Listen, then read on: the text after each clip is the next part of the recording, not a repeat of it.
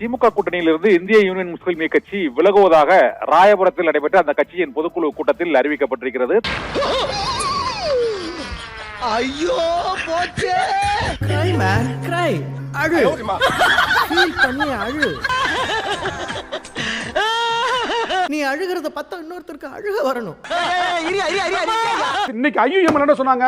நாங்க கூட்டணியில் இல்லைன்னு சொல்றாங்கல்ல, அது எங்களை விமர்சித்த அதே வாயி ஏன் ஐயுஎம்ல வந்து கடுமையா சாட முடியல? எங்களை தரக்குறா பேசுறீங்களே, ஐயுஎம்ல தரக்குறா பேசுங்க பார்ப்போம். இல்ல பேச தேவையில்லாம என்ன பேசுவீங்களாடா? பேசினா உள்ள வச்சு நவுச்சிடுவானுங்க தானே. திமுக கூட்டணியில் கிட்டத்தட்ட ஒரு 60 ஆண்டுகளுக்கும் மேலாக இந்திய யூனியன் முஸ்லீம் லீக் கட்சி கூட்டணியில் பயணித்தது. இந்திய யூனியன் முஸ்லீம் லீக்கை நம்ம குறைத்து மதிப்பிட்டு விட முடியாது. சென்னையில 16 தொகுதி சார், 2 தொகுதியில திமுக ஜெயிச்சது. அந்த சேப்பாக்கம் தொகுதியும் நீங்க துறைமுகம் தொகுதியும் எடுத்தீங்கன்னா இந்திய யூனியன் முஸ்லீம் லீக்கு இஸ்லாமியர்கள் வாக்கு மட்டும் 28% இருக்கு. ஒருவேளை அந்த வாக்குகளும் இந்திய யூனியன் முஸ்லீம் லீக்கும் இல்லைன்னா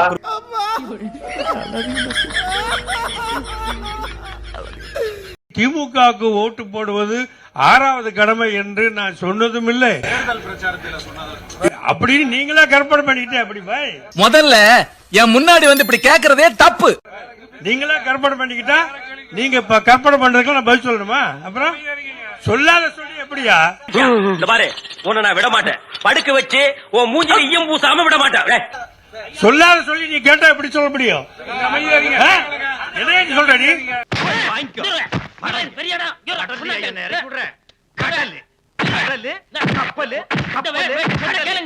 சொல்லாத விட்டு நீயே கேட்டா எப்படி சொல்ல முடியும்?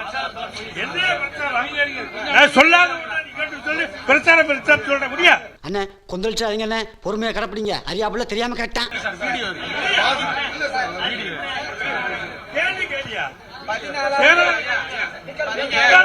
கேள்வி கேட்காத அப்படியே போட்டுருவேன். கேள்வி ஆடாது மூஞ்சு மொகரக்கட்டையும் பாரு, உடல உரி போடுவேன். கேட்ட பையன் சார் இந்த பால்சாமி. இப்போதான் தமிழகத்தினுடைய தற்போதைய ஆளுநர் முழு உரையையும் படித்திருக்கிறார் அப்படிங்கிற ஒரு செய்தியை நம்மளால பார்க்க முடிந்தது. முதல் பால்லிய சிக்ஸர் ரைட்ரா, இனிமேல் எனக்கு சாவகாசம் தேவையில்ல. டேய் உட்கார்றா, இனிமே தானே பஞ்சாயத்து ஆரம்பம். எதிர்க்கட்சி தலைவர்கள் என்ன சொல்றாங்க அப்படின்னா, இதுல இருந்தே தெரியுது இவங்க பிஜேபியினுடைய கைக்கூலி அப்படிங்கிறதுன்னு. டேய் நான் என் அனுபவத்துல சொல்றேன்டா. ஓ அனுபவம் என்னன்னு எங்களுக்கு தெரியும். அண்டா திருடுனது, குண்டா திருடுனது, செவரேறி குதிச்சது, பொம்பளைய புடவை உருகுனது, தெருவிலேயே செருப்படி வாங்கிட்டு ஓடனே அதெல்லாமா? எப்படி? எதிர்க்கட்சிகளுடைய விமர்சனம் என்பது வயிற்று எரிச்சலாலும் கோல் போட்டாயா தோல்வி அடைந்து விட்டோம் என்கின்ற யதார்த்தத்தை, அந்த கசப்பான உண்மையை ஏற்றுக்கொள்ள முடியாததாலும் வைக்கப்படக்கூடிய விமர்சனம். பரவாயில்லையே, நீங்களாவது உண்மை பேசுறீங்களே, எனக்கு உங்களுக்கு ரொம்ப பிடிச்சிருக்கு. இவங்கள மாதிரிலாம் போய் பேச தெரியாது. திரும்பவும் சொல்ற, தோல்வியில் இருந்து திமுக இன்னமும் மீளவில்லை. தோல்வி நினைத்தால் மனிதன் வாழ்வை நினைக்கலாமா? வாழ்வை சுமை என நினைத்து தாயின் கனவை மிதிக்கலாமா? தோல்வியை ஏற்றுக்கொள்ளக்கூடிய பெருந்தன்மை வரவில்லை. அந்த வருத்தத்தில், அந்த பொறாமையில் தான் இந்த விமர்சனங்கள் வைக்கப்படுகின்றன. நான் நினைச்சது எப்படி சாமி கேட்டா சொல்றீங்க? யார் எதை நினைத்தாலும் அதை அறிந்து கொள்ளக்கூடிய ஆற்றல் எமக்குண்டு.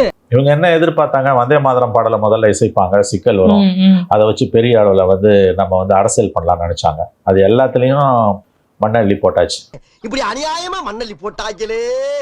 ஊழலை ஒழிப்பதற்கான விஷயங்கள் பெரிய அளவுல இன்னைக்கு எடுக்கப்படுதுங்க. அது திமுகவால தாங்க முடியல. என்ன ஒரு மாதிரியா போயிட்டு இருக்கான்?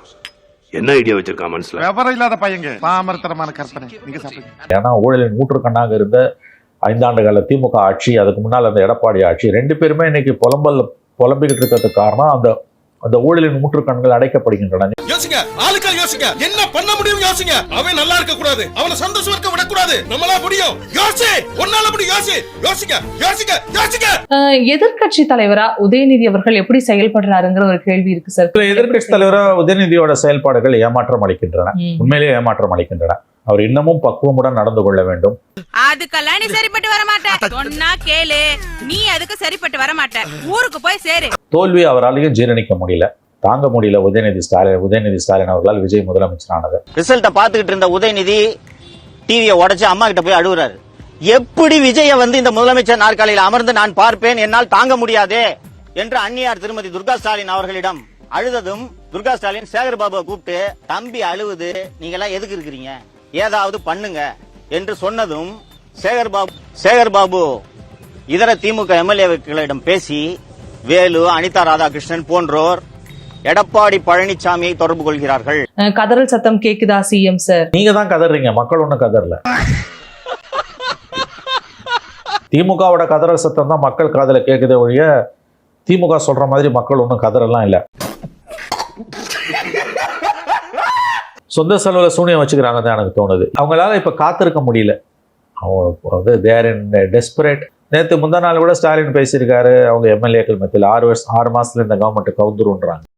ஒருத்தம் பைத்தியமா இருந்தா சமாளிக்கலாம், மொத்த பேரும் பைத்தியமா இருக்கா. அவர் ஏன் வந்து இது 6 மாசத்துல கவுந்துரும், 3 மாசத்துல கவுந்துரும், ஏன் இப்படிதான் பேசுறாரு அவரு? லைட்டா போறாங்க, நல்லா க்ளோஸ் பண்ணிட்டா சார், டக்குன்னு கொஞ்சம் பொறாமைய வெண்மத்தை கக்கிட்டு போறான். எனக்கு புரியல, இது மக்கள் தேர்ந்தெடுத்த அரசு. இப்படி பேசுறதால இவங்க திமுக தனக்குத்தானே அவப்பெயரைத்தான் தேடிக்கொள்ளுகிறது. ரொம்ப தப்பான வார்த்தைங்க இது. வந்து நெகட்டிவா தான் போய் திமுக முடிய போகுது.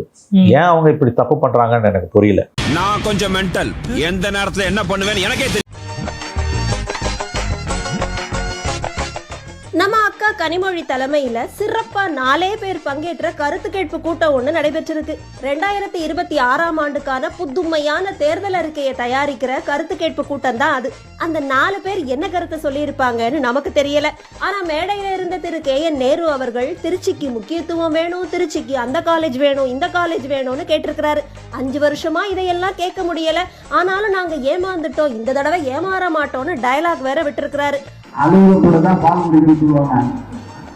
நீங்க எங்களுக்கு வேளாண் பல்கலைக்கழகம் வேண்டும் திருச்சியில், எங்களுக்கு பணி மருத்துவ கல்லூரி, சித்தா மருத்துவ கல்லூரி வேண்டும். அப்போ அக்கா கனிமொழி அவர்கள் இது புதுமையான தேர்தல் அறிக்கை, அதனால நிறைவேற்றக்கூடியவற்றை எல்லாம் நாங்க நிறைவேற்றி தருவோம்னு வாக்குறுதி வேற கொடுத்திருக்காங்க. உங்க வாக்குறுதியை கொண்டு எங்க வைக்கிறதுன்னு யாருக்குமே தெரியல. இதுவரைக்கும் நீங்க செஞ்ச புதுமையே போதும் சாமி, இதுக்கு மேல புதுமைனா தமிழ்நாடு தாங்காதுன்னு மக்கள் அலறி அடிச்சு ஓடி இருக்கிறாங்க. ரொம்ப நாளைக்கு அப்புறம் காழ்ப்புணர்ச்சியே இல்லாத ஒரு தலைவரை பாக்குறோம்.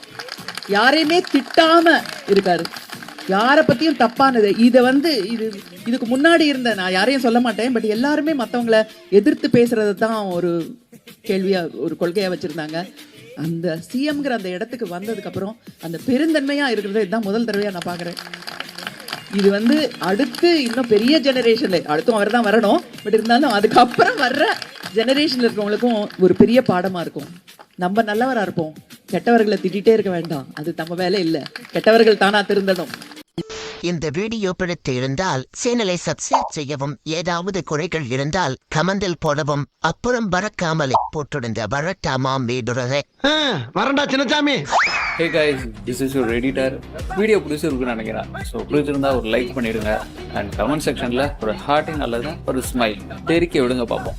இப்ப எனக்காக நீங்க ஒரு குத்துனா குறைஞ்சா போயிருவீங்க. சரி பாசக்கரப்ப ஒரே ஒரு குத்தி விட்டு போவோம். வாடாங்க.